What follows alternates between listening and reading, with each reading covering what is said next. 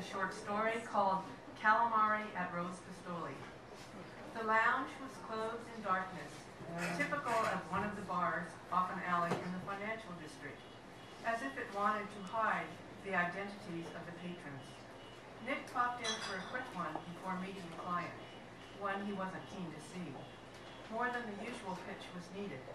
Rumor was that the client was being courted by a competitor. The day already had its shares of bumps. He needed a pick-me-upper.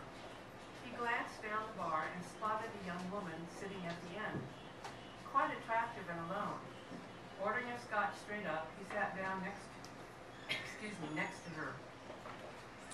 "How was your day?" he said. She glanced over and shrugged. "Okay, what about yours?" "The same. I've got to meet a client, so it's not over." There was something about the girl that seemed familiar. Had he run into her before? The small talk continued. She worked at a bank. Nick could tell she was starting out. Idealistic, not jaded yet. He liked girls like that. They were more fun, not so many expectations, still exploring the world. They talked about traveling. She had spent the summer in Costa Rica. Nick told of his encounter with the capuchin monkeys near Bagaces. They had a lot in common. There was something about her that was reminiscent. He glanced at his watch. Time to go. "What are you doing later on?" "I should be finished in an hour," he said. "Why don't we meet up after?" The girl paused, smiled, and said, "Sure, why not?" "Terrific. See you here in an hour or so."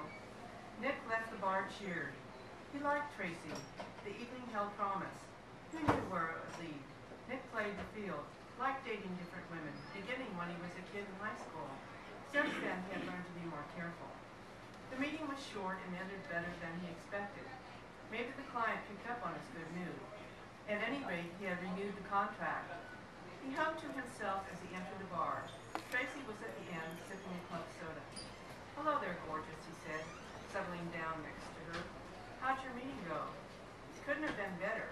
How'd you like to celebrate with dinner?" "That would be fun." "North Beach?"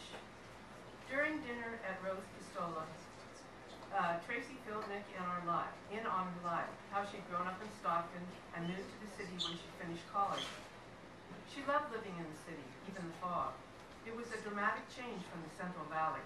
As Nick listened, he kept feeling that somehow he knew her. "Okay, Nick, now it's your turn. What's your story?" "I'm a native. Grew up in the Richmond. My parents still live there. I went to state, then went to work after some travel. Not much to tell." "Really? My mother is from the Richmond district, too. She went to Washington and moved to Stockton when she had me. What's your mom's name?" "Sally Monterosso, but it used to be Sally Smith." Nick gulped on his calamari. "Sally Smith. I don't recall her from the old neighborhood." He took a sip of water. "Do you have any brothers or sisters?"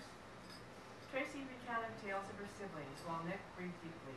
So Tracy was Sally's daughter. Sally and Nick had a fling in high school. When Sally told him of her condition, he bailed and enlisted in the army. The numbers tallied.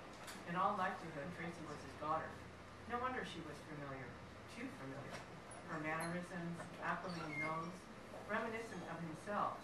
After dinner, Nick made excuses about an early meeting the next day and put Tracy in a cab. "Thanks, Nick. Maybe we'll get together again." Sure.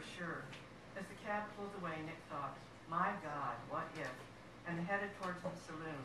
He needed a drink.